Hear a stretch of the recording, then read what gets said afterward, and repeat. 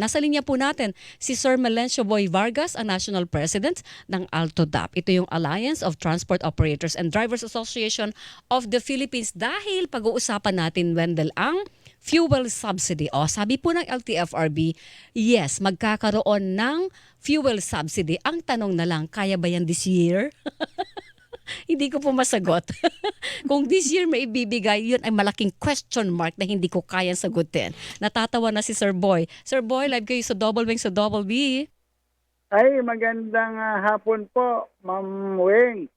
Yes, Sa wala. inyong tagapakinig at sa inyong programa. Maraming salamat po. Minus lang aking partner na yung isang Weng ha. Pero pag-uusapan natin, ang sabi po ng LTFRB ganito, pag ikaw ay operator, ibig sabihin ito ay yung kooperatiba, hindi ba? Sila yung operator ng mga modernized jeep, hindi po ba?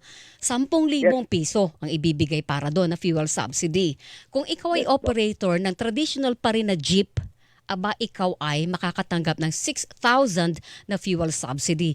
Kung ikaw naman ay operator ng tricycle, 1,500 ang ibibigay ninyo. Yung nga ang tanong ko kanina, iba, kung kailan mangyayari yan, abay malaking tanong. Pero at least yung halagang na yon, sapat po ba yun, Sir Boy? Alam mo, Ma'am Weng, kung talagang yan ay maibibigay, malaking bagay yan. Dahil una-una yung mawawala sa driver at dapat talaga yan sa driver mapunta. Hindi dapat mapunta yan doon sa mga operator. Baka ang mangyari, nakakatakot na naman yan, Ma'am Weng, baka mamaya, kasi sa operator nakapangalan, baka mamaya kunin na naman ang operator, tapos sila na naman ang gumamit. Wala na namang silbi si pobreng driver. Pero sapat sa inyo yung halagang yun na hindi kulang, sapat lang, sakto lang, hindi kayo hihirit na dagdagan ito.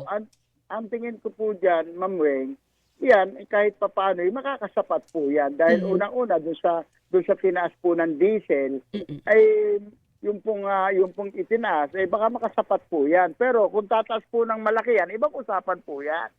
Kung halimbawa po, doon sa modernized jeep na 10,000, ilang araw po nagagamitin yon para sa pag-full tank ng modernized jeep? Para sabihin, ay nakatulong itong ayuda na ito sa loob halimbawa ng 1, 2, 3 araw. Depende po yan sa rota, Ma'am Weng. Kung mahaba ang rota mo, siguro kung baka ilang araw lang po yan. Ganun po yon.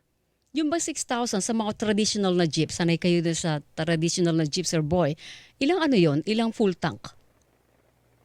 Siguro po kasi minsan, ang full tank ng mga pinakamalaki na po sa traditional jeep, ang full tank niyan 2,000. 2,000? So pang 3 days lang pala yon? Pag 3 days lang yan. Ganun po talaga lalabas yun.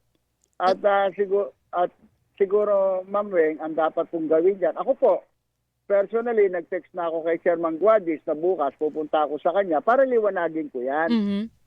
Oo po. Kasi ano pong paglilinaw ang kailangan ninyo? Siguro po ang gusto kong paglilinaw dyan na Ma'am Weng, kasi dun sa mga past experience po namin, ida-download po nila sa land bank to. Yes. Baka ang problema na naman namin, ang dami na namang hanapin ng land bank. Ano po bang mga hinahanap pag halimbawa kayo ay nag-claim na inyo pong fuel subsidy? Ano yung pangunahing hinahanap at bakit nagkakaproblema kayo? Nila yung tunay na operator. Ang problema po, yung iba naman dyan, nabili na nga. Ngayon, hindi nila inaano po yon yung date of sale na sinabing nabili na, hindi naman po ino-honor ng ng land bank. Kaya nga po dapat, liwanagin namin yan. Kahit Kaya po deed of sale? Di po ba nung mga nakaraang subsidy, nalinawan na po yun? May mga nangyari pong ganon na hindi po nakuha ng iba, na nahimik na lang po yung ibang Naku. Opo, ngayon, kaya nga po ako, bilang National President, para pag nagtanong sa akin yung mga tao ko, humingi po ako ng meeting kay Chairman Guadis bukas. Meron po ako nakaset na meeting sa kanya dahil doon sa ginawa po nilang pronouncement, kailangan po makipag-ugnayan na kami para doon sa maayos na pamimigay po niyan, kung talaga ipamimigay po natin yan. Oo, kasi baka abutan na naman ng 2, 3 patong ng diesel prices, hindi po ba? Ay di mawabaliwala na yung halaga ng fuel subsidy na yun sa laki na ipinapatong sa presyo ng diesel. Tama po kayo, Ma'am Weng. Kasi nga po, dito sa pagtaas na to, hindi po natin alam kung hanggang kailan tataas. Mm-mm. Yun po yung masakit dito sa atin eh. Kaya nga ako po, ang sinasabi ko, pag na-interview ako, parang pinaglalaroan lang tayo ng mga oil companies eh. Mm-mm. Magtataas ng ang laki-laki, magbababa, 10 centimos, 20 centimos. Di po ba, Ma'am Weng? Paano po Yun ba po yung masisigurado? Tsaka po, paano po ba masisigurado, Sir Boy, na talagang, kasi ang sa operator nakapangalan yung fuel subsidy, pero dapat yun, pag nag-full tank ang jeep, di po ba dapat yun ang gagamitin yung cash card na yun na may laman po na fuel subsidy? Tama po kayo. Dapat po yan, kung halimbawa, kahit po nakapangalan sa operator yan, dahil ang sinasabi po ng LTFRB, yun po yung may yun po yung may naka-record. Ngayon po, Ma'am Weng, ang dapat lang dyan, pagkakuha ng operator, ibigay sa driver. Oo, para siya yung magpipresenta ng halimbawa sa gasolinahan Yes o po. magpa-full Yes tank ka. Tama po kayo doon. Marami po bang operator ang hindi ibinibigay yung card sa kanilang driver? Meron pong mga nakapas po, nung mga nagreklamo po yung mga iba na hindi naman So saan hindi po, naman na ibigay daw sa kanila. saan po nagagamit yung fuel subsidy ko ng operator kung hindi po nila yon binibigay sa driver? Simple lang po yan. Ang gagawin po nila, ang dadali nila, kasi may plate number po ng jeep yan eh. Yes, exactly. Ang Opo. gagawin po nila, yung jeep, halimbawa po sa gabi, ang gagawin nila, dadalhin yung jeep po, full tank, tapos sisip-sipin yun, ililipat na lang doon sa nila. Ganun po yun. Ay, dugas yun. Kaya nga, ma'am. Di ba? Kaya marami pong marami pong mga examples na mga ganun na nangyayari po. Kaya dapat po talaga malinaw namin. Yun. O kaya ang dapat po ang LTFRB mag-announce sa mga operator, lahat po ng operator nakukuha ng fuel subsidy, dapat ibigay sa driver. Di po ba sabi ng LTFRB, pag ganun ang ginawa ng operator at hindi talaga nakinabang yung kapartner nila sa hanap buhay, yung mga tsuper, baka sila'y madelist sa listahan o matanggal sa listahan ng mga benepisyaryo ng pantabid pasada. Totoo po yun. May mga ganun po na nangyayari. Pero siyempre po, nagamit na eh. Ano po naman sa kanila kung sakali sa mga operator na hindi nila mahal ang driver nila, kung halimbawa ma-blacklisted na sila, hindi na lang makakakuha yung wala sa susunod na magbigay ng fuel subsidy, hindi na po mabibigyan. So sa kanila lang basta kumita. Correct po. Oo, yung at the end of the day, pagparada na sasakyan, full tank na may boundary pa sila. Diba ganun yung sistema?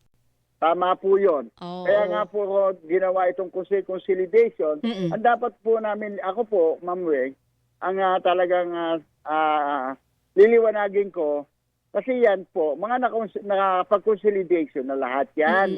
Nalipat na po yan, may PA na yan, doon sa isang pangalan na lang ng korporasyon or kooperatiba. Yes. Kaya kailangan malinaw po na yung kukuha niya, halimbawa ako, presidente ng Altodap Corporation, no? Kung kinuha ko yan na presidente, dapat ibigay ko yan sa mga driver. Correct. Oo, para Dapat po pakinabangan. So kung halimbawa ang unit ninyo pakinabangan yung 5, lahat yun ipapa-full tank nyo gamit yung 10,000 na cash card na may lamang 10,000. Correct po. Pwede naman po Ayun. siguro, halimbawa, yung mga unit, under halimbawa po, under Altodap Corporation, ang gagawin po namin yan, ibigay namin sa driver yan, or kung hindi, para makasiguro kami na pinultank yan, sasama kami na pultangin namin yan. Okay. Sir Boy, ganito lang. Ang mga benepisyaryo po ba ng fuel subsidy ay yun lang nag-consolidate?